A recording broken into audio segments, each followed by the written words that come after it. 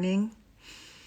It's What Up Wednesday, and I want to talk to you about stopping self-attack.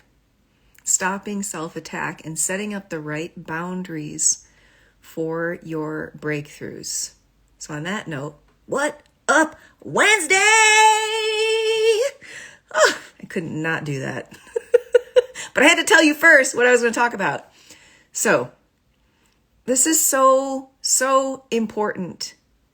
If you are still finding that you're wanting something to happen and you keep cycling back and you keep cycling back, or if you just know there is something inside you that wants something more, whatever that is unique to you and is so honorable. Let me say that first. The problem is that we don't know how to set up boundaries around that dream, that possibility, and we actually self-attack. You know, we go through the things in our own heads, but then we start to talk to people about our big dream or goals or visions who are not ready to be the person to hold that for you. Because yes, of course, we want to be supported, but the self-attack patterns are so strong. They are generational. They are cultural. I'm thinking about the history of Africa. It's like we get brainwashed to not believe in ourselves. And then we start to share our dreams with the wrong people. It's like it's in the Bible. Don't toss your pearls before swine. And it's nothing personal. It's nothing personal at all. But I just want to share that even in my own big breakthroughs with my business, when I took my first huge step, which involved a lot of money, I did not tell anyone. I didn't tell anyone. I knew in my heart, in my soul, that was the right step for me. Sorry, I've been ignoring Facebook. I knew that was the right step for me, and I couldn't share that with anyone. I had the person who was helping me. I needed to fortify that truth within myself. And I feel like I can say this with, it doesn't have to be doing what I've done, but it can be anything in your life. When you're trying to break through an emotional pattern, when you're trying to stop a pattern of addiction or bad relationships, unless you bring other information in, it's not going to change. And that can just be information, right? And some of us needed it to make my breakthrough. I needed someone else to be there. And there's a relief in that. Because part of what that is you've loved yourself enough to say, I'm worthy of having this support. I don't have to do it all by myself. And sometimes there's an honoring of that part inside of you that has been putting up the fight. Stop, don't, and that is also trying to tend to this tender part of yourself. And they can't both happen at the same time, right? So to have someone come in and say, I got you here until there's enough fortitude, power, strength, confidence, trust within you to do that on your own.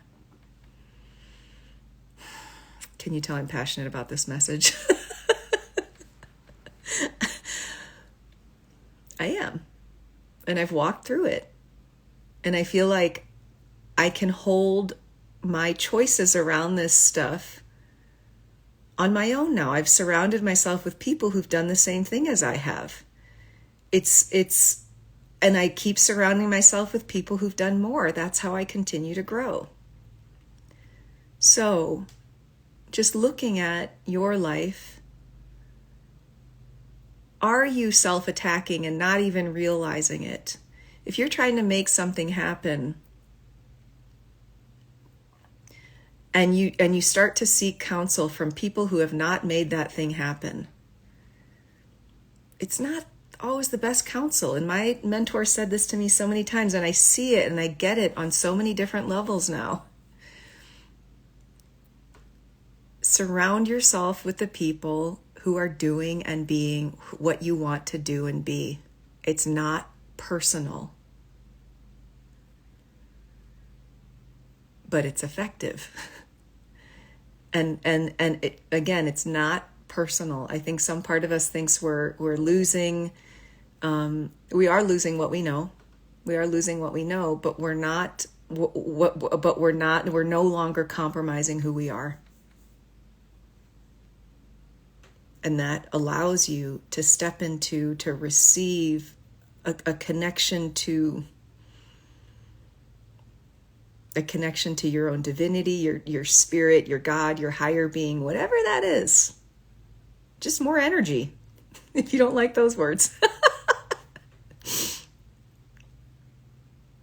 It allows you to be part of something bigger, to let a different level of possibility, aligned possibility, not scarcity possibility, not fear possibility, but love possibility, to move through you. And you have a choice on how you want to work. What choice are you making? What is your fuel? What is driving you forward?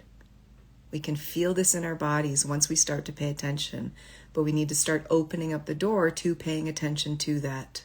Our bodies know life. They know KNOW, life. They know what life feels like. They know what freedom feels like. And once that feeling is felt, your system will continue to know it, but our minds are so powerful that they can override this. So, I'd love to hear what your takeaways are from this. This is What Up Wednesday. We're doing the Divine Movement series starting October 28th for 3 weeks. You can be in this work with me. I will help hold the boundaries until you can hold them for yourself. Because this is about expansion, this is about truth, and because so many of us have been conditioned, not of anyone else's fault, right? Like we're all just coming out of ignorance, generation by generation. So we need support in doing that, and we need to look and support in the right directions. And I think a part of us knows what that is, and then we get challenged. Maybe it's, it's the investment, it's the what will people think, it's oh my, what if this doesn't work? But if a part of you knows what your next step is, whatever that is, I suggest you take it. I really suggest you take it. That is freedom. All right. I hope I see you next Wednesday. This was a big juicy one. Have an awesome day. Bye.